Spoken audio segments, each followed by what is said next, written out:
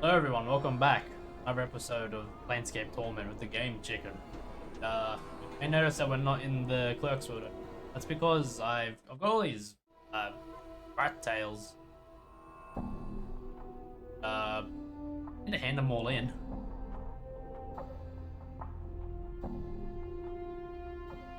God.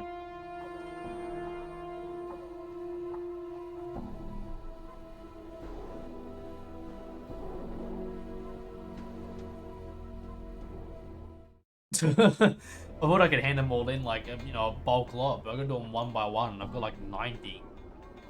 No way in hell I'm gonna be doing that. Also, I got a Steam achievement for finding Farad's vault, and it says it smells in here. Done. I was totally correct about it smelling. Shit. Don't ever question me. I'm sure no one was questioning me. Don't ever question me. Alright, we got some more questions. Place. Know of any work? Nothing.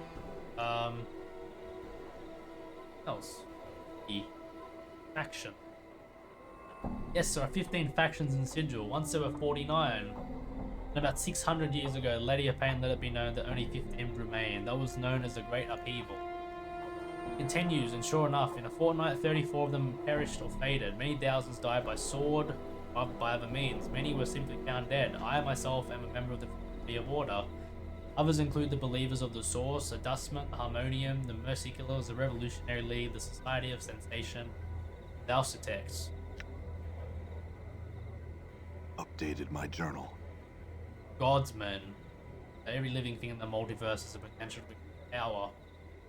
Godsmen have their headquarters in the Great Foundry, and they have helped to keep peace in a number of matters. They have no desire to see any creature in their book. Know about them. Onium. Updated my journal. Onium is devoted to peace and harmony throughout the planes, thus the name. They believe that the end justified the means, however, and so they are willing to do just about anything to get a fellow to see their way, regardless of one's personal opinion. Do a fine job of policing. Mercy Killers. Updated my journal. Mercy Killers believe that justice is everything. Oh, Malon, their last factor, once said that when properly applied, punishment is protection. Those new to Sigil oft-times commit the error of thinking their name implies that they kill out of mercy, rather though it is that they seek to kill mercy itself. The faction members take it upon them to punish the guilty, whatever the cost. Updated my journal. They're also called the Anarchists. Some many know this, but the Revolutionary League is actually quite widespread in Sigil. Shame that is too. They hold the misguided belief that all institutions have been established to block their access. The only way they see to discover the truth tear down all organization. They claim that the truth can only be discovered when people are completely free. He shakes his head.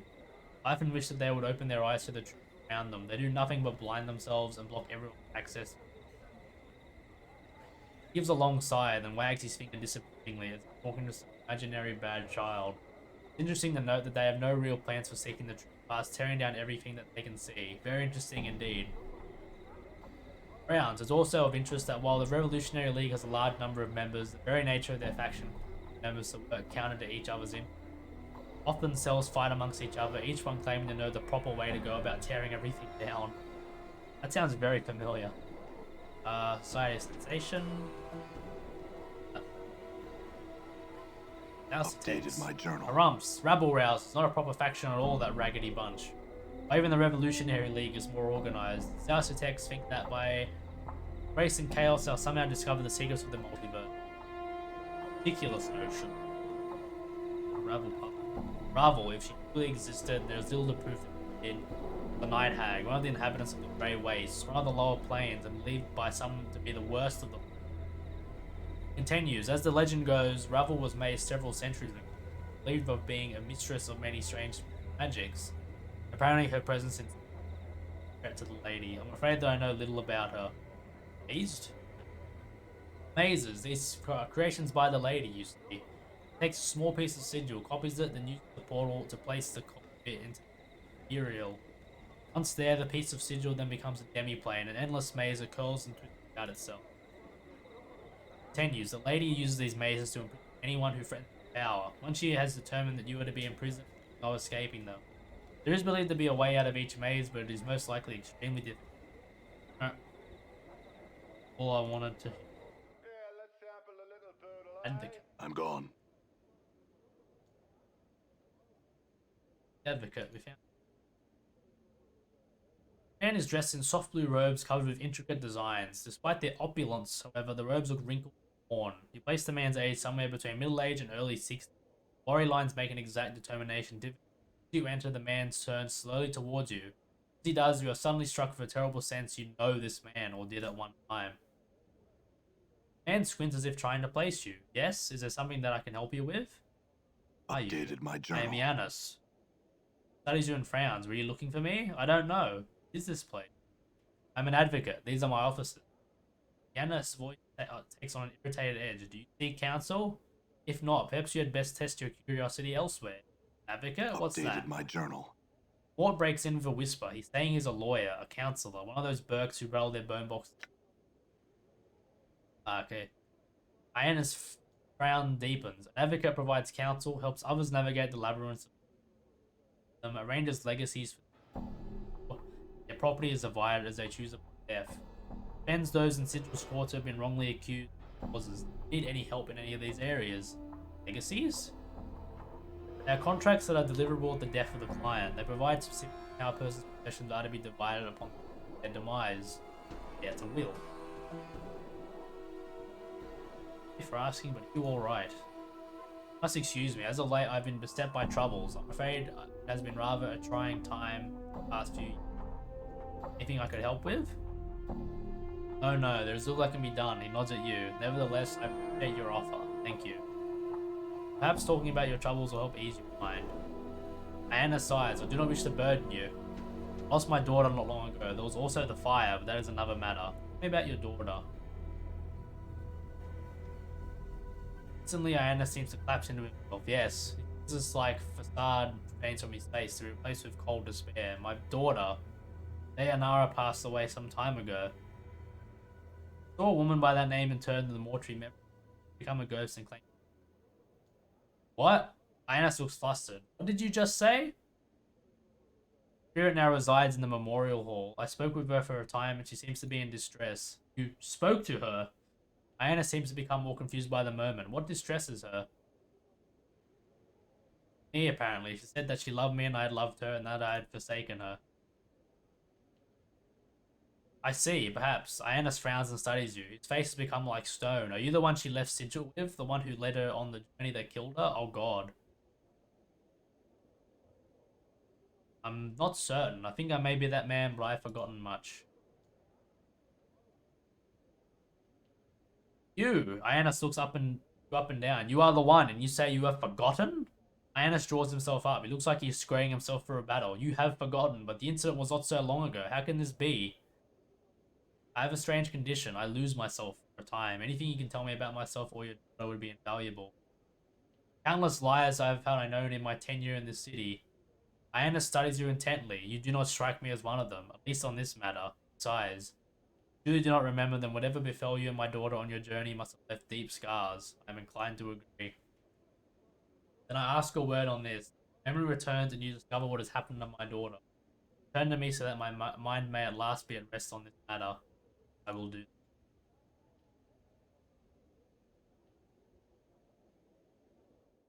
Well, that was a... I'm gone. Sort of? Really? Game just crashed. Ugh. Go through all that dialogue again. Fuck. Alright. Hold on a minute. Alright, we're back everyone. Sorry about that. This game seems to crash quite a bit. When it comes to like going to the map screen for some reason. So yeah. Dayanara.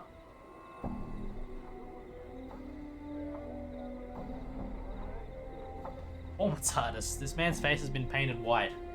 A pair of arched eyebrows have been penciled onto his brow, and red powder has been make small circles on his cheeks and accentuate his lips. He says something, but you can't hear him. Hands are pressed up against what looks to be an invisible wall. Touch him. Reach out to touch the man, but your hand is stayed by some unseen force. Performance artist appears Trapped in some box. Hangs his head. Huh. Actually trapped.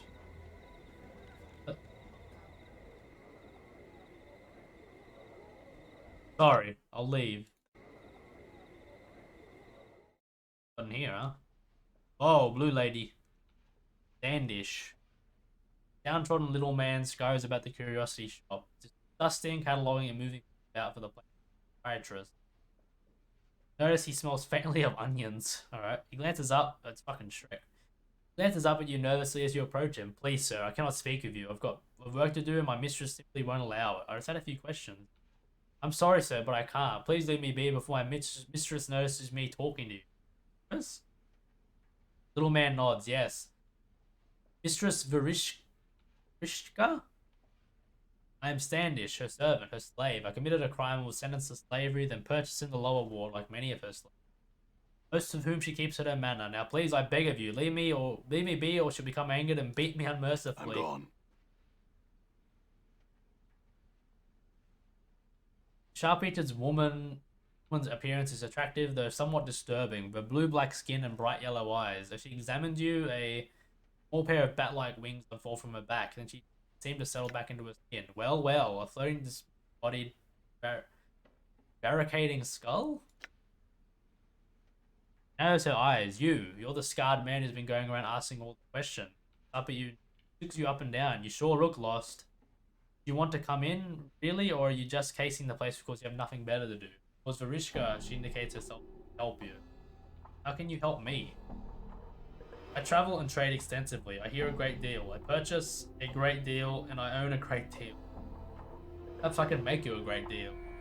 Buyer? Only... What are you, Varishka? Blue fiend, a half demon. My mother was Tanari. Fiend, and my father was great king of mortals. Such a rude question, but then you're rather rude.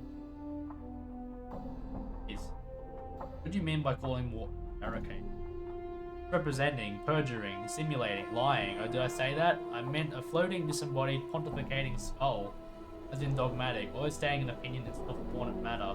Vrishka smiles innocent. Tell me about this place, at least. What you see within the shop is the result of much trading and traveling across the plains. She makes a sweeping gesture of the shop. Weapons, charms, and other specialty items are for sale here. Well, everything that is rare and also your needs, I sate them. Have a look then. Of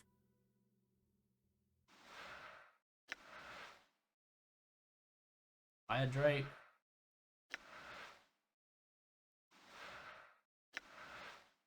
Odron shit. Downkill.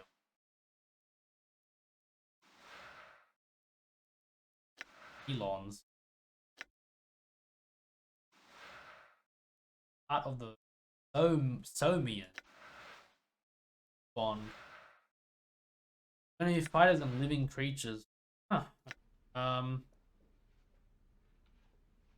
Like items. Nothing you like here. Fiend's tongue. Stone what appears to be a tongue floating in a jar of brine. Rishka frowns at it. This is the fiend's tongue. A Cornugon's, I think, but who really knows? It's said that placed into the mouth of any living thing give the ability of speech. Even if there was none before, I'm selling this oddity for coppers. Have traded for this with some sword-singing prime Walder. Perseus, I think, was his name.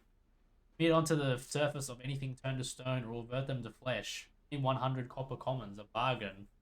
Considering how handy it might come in, should you find yourself a friend of yours transmuted to rock. Examine a small metal replica of the cube-like creature with eyes on one of its faces. The toy has 2 legs, 2 arms, 2 folding wings, 18 points. Vrishka smiles as you pick it up. A collector's item, perhaps, or a piece of artwork. Who knows, but I like it. If you do buy it, ask around. Someone might know more about it than I. You can have it for only 1,500 copper coins. Monster jug. Examine a plain-looking jug. Despite its common appearance, if you're reluctant to touch the thing, as if it might bite you. Vrishka watches you, chuckling, then shrugs. It's a jug. Put some sort of monster trapped in it. That's why your hair's prickling up like that. If you like it, it's only 123 copper.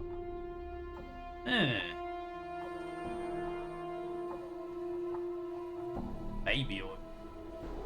Examine a number of small bottles, each labeled as baby oil. Vrishka picks one up and presents it to you. So it's the real thing, of course. Thousands of mewling, mortal babies went into making of this stuff. Jesus Christ. Chocolate closet?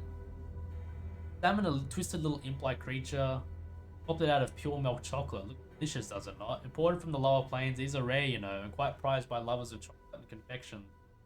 Real quasit, a fiendish familiar, polymorphed into chocolate by powerful source. Only 199 coppers. Codex of the That Taku's Varishka is the Codex of the Incan. I only say that it just well, I cannot explain it. Mere words simply won't suffice. You can own it yourself for a mere 1,000 copper comp. In me, it's well worth it. Ava's is. You were collected from a Deva who was captured during a blood war skirmish. The fiends tormented and Angel for eons before he at last escaped. Small bowl holds the 12 tears he shed in that time. The price is but 100 copper commons. Horrific separation. Examine a bottle labeled the elixir of horrific separation. Stuff was compounded by a scholar who'd found she possessed a darker half. Side of her which took control at times and bade her to do wonderful but awful things. This potion was to have split the darker half away from her, creating two separate beings. Mercy killers, however, found and executed her for a string of depraved murders before she could use it. I charge you only 200 copper commons for the elixir. Back. Stained lens. Wow. A small geared protrusion coming off the ring makes it look like the lens should attach to some sort of clockwork machine. It smells faintly of horrible perfume. Rishka holds it up for you. I have no idea what this really is, but it radiates fairly powerful, man. Old soldier named Isis brought it up to me from a lower plane battlefield. He murdered his own men in order to escape his tour of duty there. Brought me a number of interesting items he collected in the campaign. I've kept it mostly as a compensation piece, though you may have it for 149 coppers. Things. Yevra's ring. Rishka holds it up so you can see it more closely. This is Yevra's ring of almost invisibility. It makes the wearer invisible. Almost. Of an ale stein. Examine a large pewter ale stein covered in strange runes. Rishka holds it up to see it more closely. An ale mug of unusual manufacture keeps its content. Beer, of course. Icy cold, whatever the surrounding temperature. 299 copper common. For the frostiest ale I've ever had outside of the paraplane of ice. Added ragdoll. The years have not been kind to this tiny ragdoll. It is coming apart at the seams and looks like its threads are unraveling. Obviously intended to be a replica of the Lady Pain, but the button eyes and its plush softness don't strike much fear into your heart. Rishka holds it up for you. It was found in a well-trapped strongbox sunk deep beneath the surface of the sigil. It was part of a small hoard of treasure and forbidden magical text, though I don't know what it's for. Like it, it's only 99. Okay, I know about this because if you play with the doll long enough, Lady of Pain gets the shits. She will kill you, maze you, or whatever.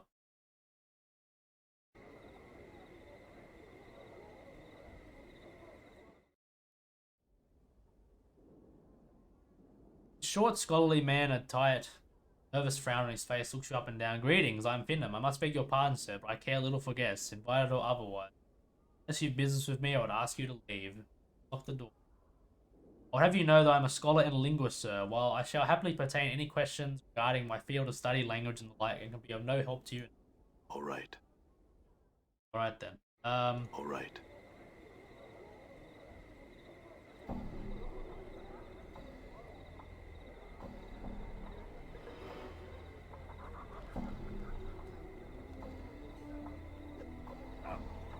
You know, I was thinking I was getting into a street fight. Art Curio and Gallery. All right. Before you is a well-dressed elderly woman in a gown of peach-colored and golden thread. She stands quietly, her hands folded together prettily and nods in your direction. Then you notice that she has no pupils. Her eyes are entirely white. Greetings, sir. I am Yavana. Welcome to my Galleria. Feel free to look about, spending as much time here as you like. Should you have questions regarding any of the pieces, hesitate to ask me. One moment, sir. Your voice, it is heavy with age and wounds, which would be so kind of touch your face. Alright. Lana smiles, gently running her old hands over the skin of her face. She frowns, looking slightly puzzled. So many scars, both old and new. They seem to... Touches the side of your throat, flushes and... Hey, pardon me, sir, but I was curious to see how far they went. It's fine, and they're everywhere. My whole body is scarred. I cannot see it, but only because I do not wish to. Time, I'll allow my vision to return so that I can re-experience a Galleria. Benefit of new... Is this place? Okay. This is of interest. I'm afraid that I do not go far Galleria and cannot help you. How can I find work here?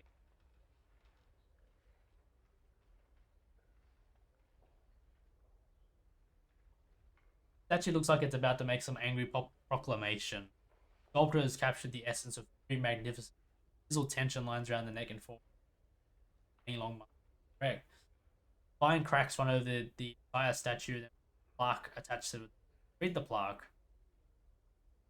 The statue is believed to be the final fate of Ephesarian sorcerer Gangroch Idon. I don't know. Attacked by a conclave of rival sorcerers at the height of his dream madness. Imprisoned with a spell to turn his flesh into stone. Gangroch, yep. Said to have been frozen with a final awful curse still upon his lips. A curse so terrible that it was never meant to be spoken by the lips. Cracks. You carefully examine the cracks that run like a network of fine black veins on the statue's surface. At one point near its inner arm is a section where an entire splinter of stone looks straight. Reach for the section of the forearm where the cracks have formed. Grip it firmly and yank to no avail. Need a hammer to break the stone, a small one. One suitable for combat, for instance. Hammer won't work.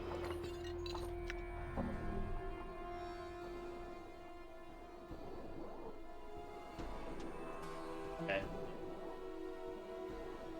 Oh, alright. What here? Brilliant ruby statuette stands on the pedestal carved into the image. And humanoid. The figure is either demonic or angelic in nature, but is well with. Cracks the light in the gallery strangely. No placard indicating what exactly the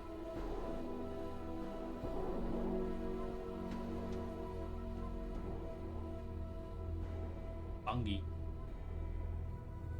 Body of Udo. Grey Hag of Oinos.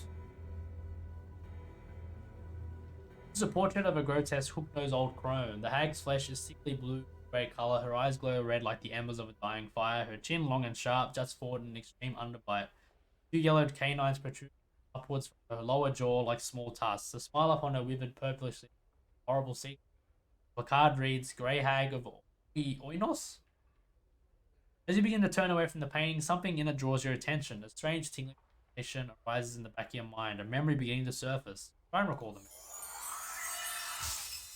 Recall standing confused in a maze of briars. The hideous crone from the painting is before you, cackling wildly. You grit your teeth in frustration, wondering why she's laughing at you. My poor, dear, lovely man-thing. Why, that was your first wish. She points a single bony clawed finger at your forehead. Your temples begin to throb painfully. Ah. Hey, what's eating you, Chief?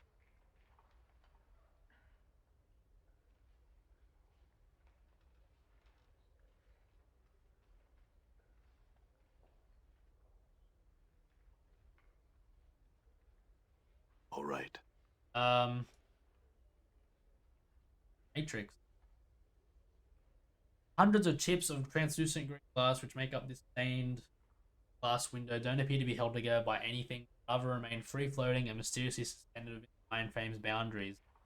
Shards ripple and move in slow waves, causing bizarre patterns to fluctuate across the window surface as various portions of the Galleria's light directions. A small placard beside the window reads, Arcadian stained glass window.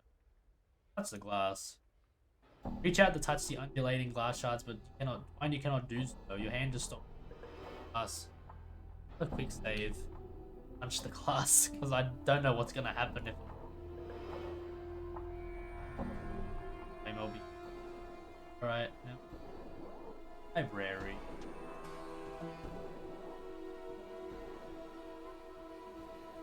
Pain depicts a shore scene with a wide reddish orange sun setting behind a peninsula, large jetty. The scene, though unoriginal, is breathtaking. The play of the fading daylight across the water is captured perfectly. Staring at the painted sun for any length of time makes your eyes ache. The placard reads, "Surface of Phalasia." Touch the painting. Oddly enough, there's nothing unusual about the surface.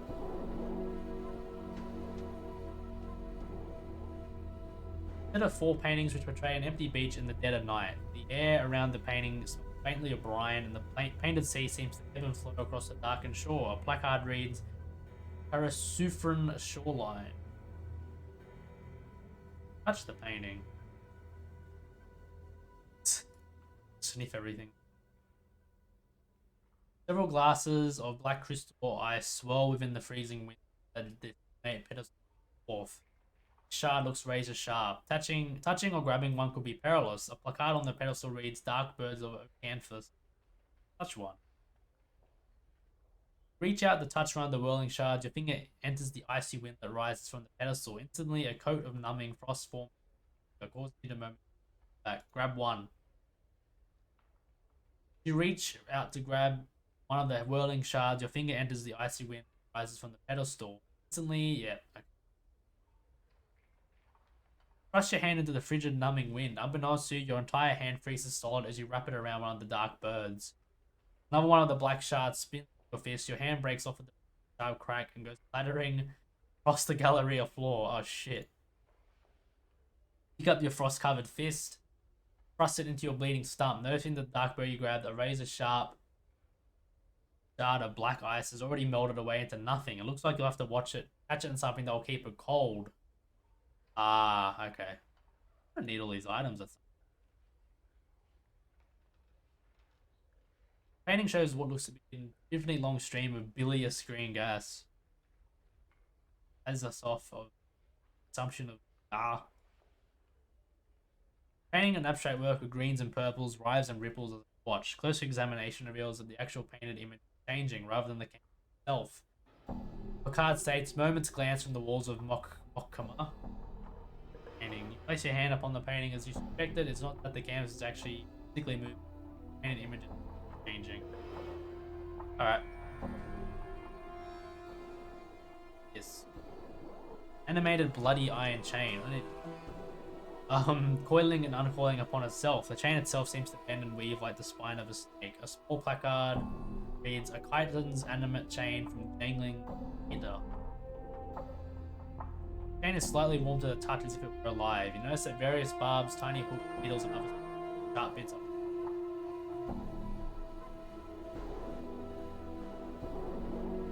Outland Riders. Massive horn of beaten lead bound with brazen chains, the horn horribly mangled as if some tremendous force crushed it. Jagged blades protrude along its length, just as if it was meant to be used as a club by some gigantic creature, as well as a battle horn. Cleansing horn of Acheron. Your head against and try to blow the horn. Try as you might, you can get no sound to issue from the massive horn. Lips come away from the mouthpiece, tasting of blood, smoke, and... Alright, so I know there's two. In terms of the painting, a wild collage of vivid colors ripples constantly over the surface of a pond during light rain. The placard reads, "Wave motion 37. Touch the painting. Place your palm against the canvas. You cannot feel the ripples themselves or passes through. No. That was interesting. I don't remember going into this place. Played it. So, nice. Done. Harlot.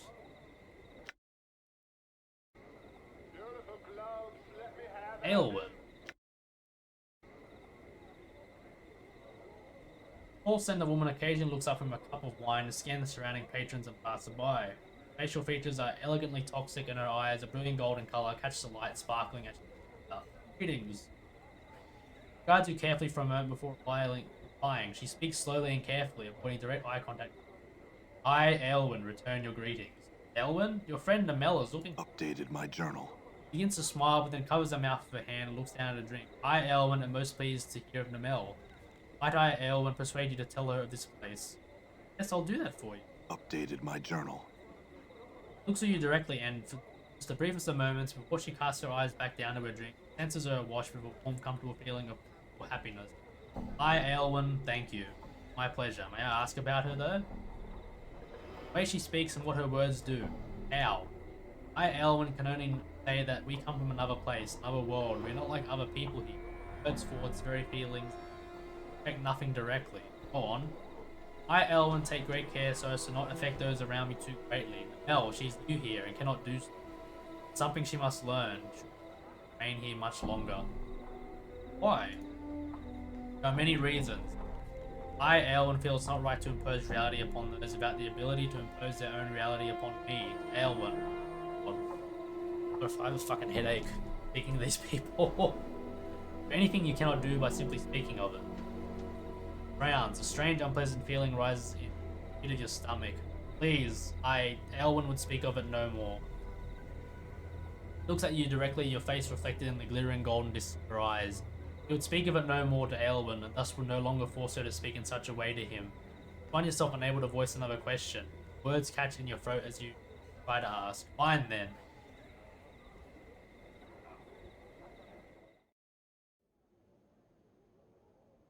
Hiring sent. Done. Damn. This attractive, pale-faced girl smiles at you, motioning toward a book full of charcoal sketches. Greetings and well met, good sir. My name is Ulana. I am an artist by trade and would gladly make a fine sketch of you, but 5 copper comp. Make a serious sketch if you like. A caricature. No thanks. Alright. Well, guess we'll end it there. I'm gone. Thank you guys for watching. Join us next time where we'll try to find the brothel. But yeah. See you guys next time.